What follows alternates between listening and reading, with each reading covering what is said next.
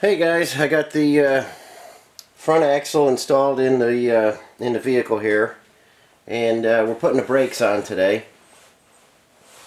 So we've took those bolts we had just holding that spindle on. We took those out, and we're going to put some sealer on them because remember they go right into that housing, and we don't want that knuckle lube that we put in there leaking out through the threads.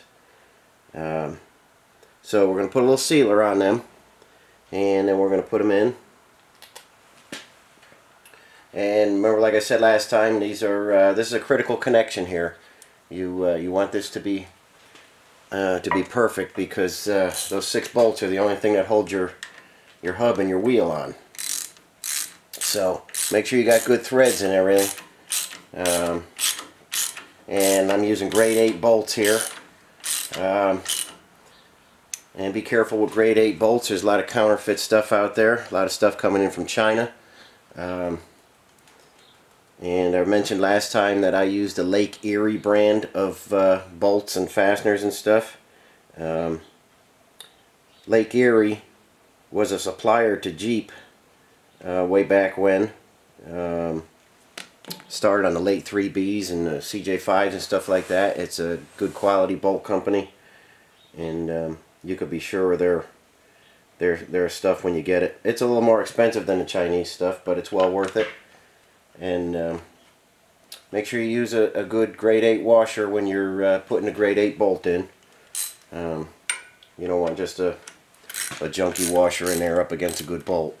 So we're going to get this fastened down, and then what I'm going to do is come back and show you how to properly adjust your wheel bearings. I know it seems like a simple thing, but I see it wrong all the time, and I see a lot of guys have trouble with that. So we're going to get the hub on there, and I'll show you what it takes to get the wheel bearings in there correctly, and we'll move on from there. Okay, I'll be right back with you.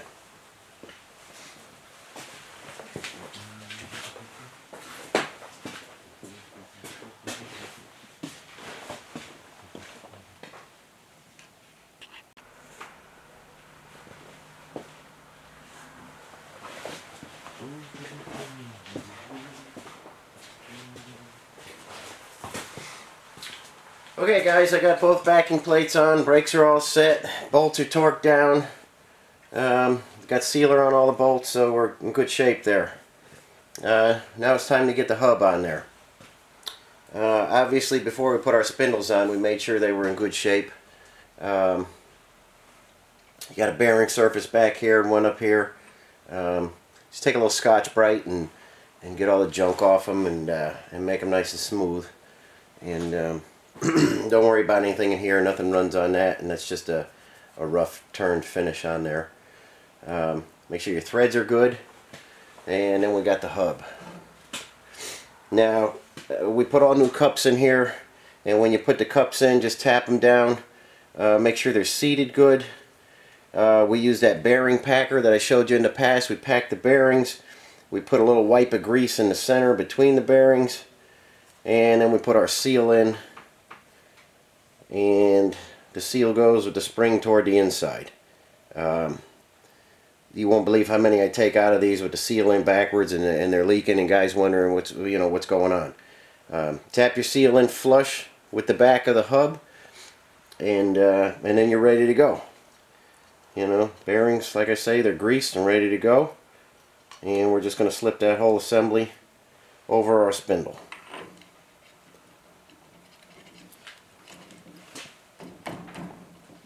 Oh, that back bearing's holding up a little bit.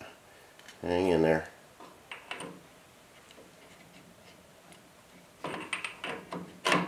There we go.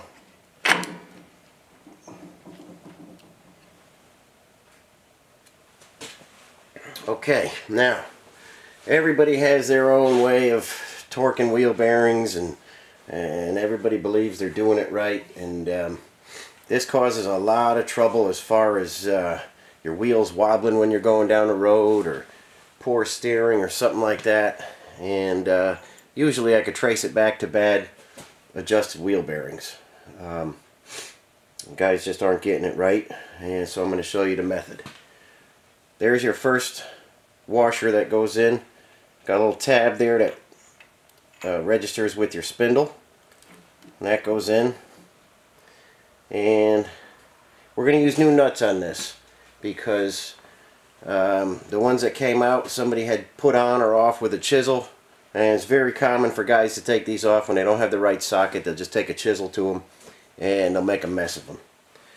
So we're starting out with a new nut, and we're going to put that nut in there on top of that washer.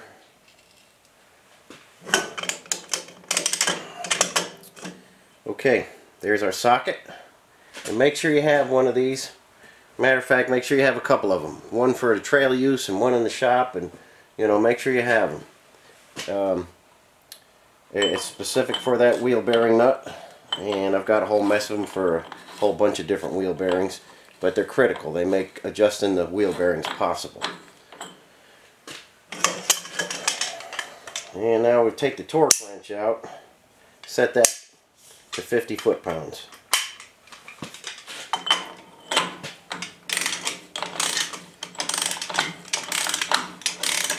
And by the way, this is the right-hand side of the Jeep, so we got the right-hand studs here. Left-hand thread studs on the left side of the Jeep. Just remember that so you don't get the wrong hub on there.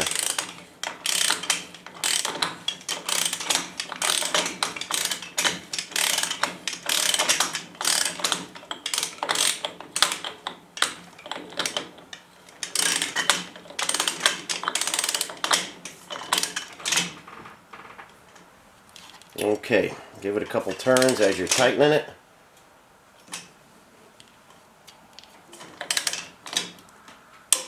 Okay, that's 50 foot-pounds. You hear a click? I'll do it again. We're right at 50 foot-pounds.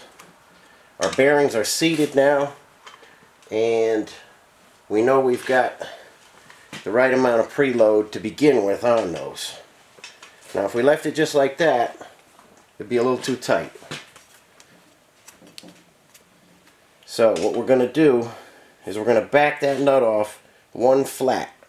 So it's a 6-sided nut, so we're just going to back it off one flat. And this torque wrench only goes in forward. I got to go get a ratchet to do that. So if you got your point sticking up here, you're going to bring it, you know, over to the next area there. So one flat, basically. 1/6 of a turn, you're going to release that. Let me go grab a ratchet and I'll be right back with you.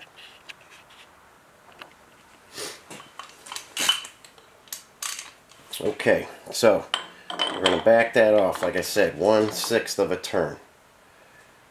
So I see I've got one point here. I'm going to take this point and bring it over to there. Just like that.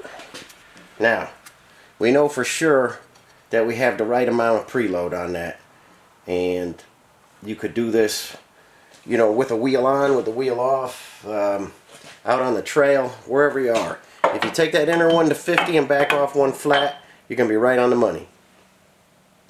And that's just how you adjust them. Some guys like to spin a wheel and watch it spin around and you know, wait till it starts kind of seeking a bottom. You know, it's always kind of just looking to hit the bottom. And you know, it's not a bad way to do it. After you've done, you know, 1,000 of them, you can maybe get it by feel. But you could easily, your first time on wheel bearings, torque it down to 50 foot-pounds, back it off one flat, and you're right there. There's your next washer going in. This is the one you bend over so your nut won't release. And we're going to put this one in again. The little tab. It aligns with the spindle. Stick that in there. And your second nut goes on.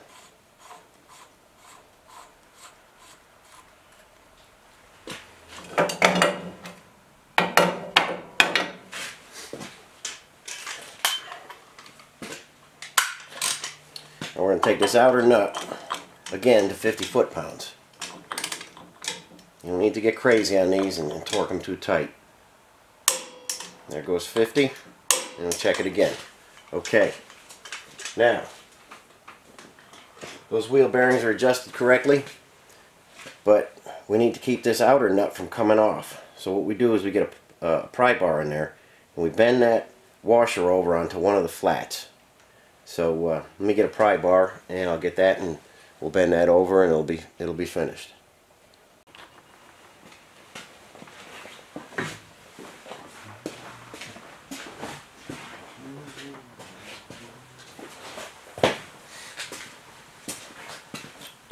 Okay, we just got a pry bar here. We're going to go in there, we're going to grab that washer, and we're just going to flip it over. Okay, there it goes. Make sure that's nice and tight up against the flat. Now that nut can't loosen and it can't undo or anything.